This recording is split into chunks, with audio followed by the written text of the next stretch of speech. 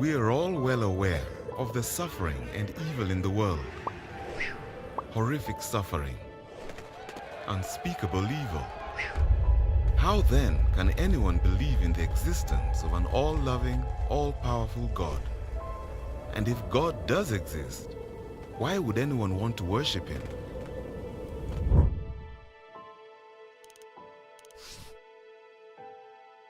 Epicurus framed the logical problem of suffering and evil like this. If God is willing to prevent evil but not able, then He's not all-powerful. If He is able to prevent evil but not willing, He is not good. But if He is both willing and able, how can evil exist? And if He is neither able nor willing, then why call Him God? In other words, it's logically impossible for God and suffering to both exist. But we know full well that suffering exists. Therefore, God does not. Is this a good argument? Let's look at it more closely. Are these two statements logically inconsistent? No. Here is an example of two logical inconsistent statements. David can't be both married and a bachelor. But there is no explicit contradiction between these two statements. So there must be hidden assumptions behind this argument that would bring out the alleged contradiction. Here they are.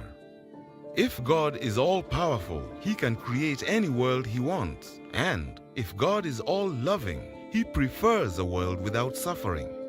So, if an all-powerful, all-loving God exists, it follows that suffering does not exist. Since suffering obviously does exist, the atheist concludes that God must not exist. But are the atheist's two hidden assumptions necessarily true?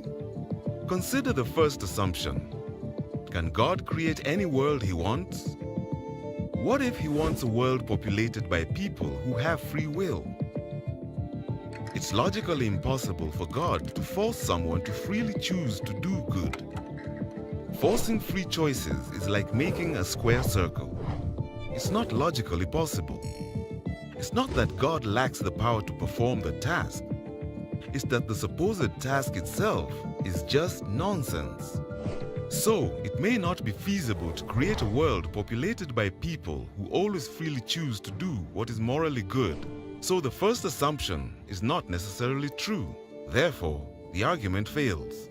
And what about the second assumption? Is it necessarily true that God would prefer a world without suffering? How could we possibly know this? We all know of cases where we permit suffering in order to bring about a greater good. If it's even possible that God allows suffering in order to achieve a greater good, then we cannot say this assumption is necessarily true. For the logical problem of suffering to succeed, the atheist would have to show that it's logically impossible that free will exists, and that it's logically impossible that God has good reasons for permitting suffering. This burden of proof is too heavy to bear. It's quite possible that God and suffering both exist.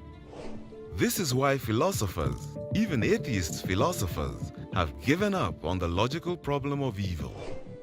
We can concede that the problem of evil does not, after all, show that the central doctrines of theism are logically inconsistent with one another. Some philosophers have contended that the existence of evil is logically inconsistent with the existence of a theistic God. No one, I think, has succeeded in establishing such an extravagant claim.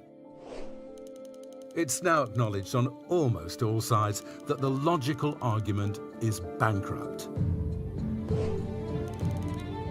But this is hardly the end of the discussion. We still need to explore the probability version of the problem of evil.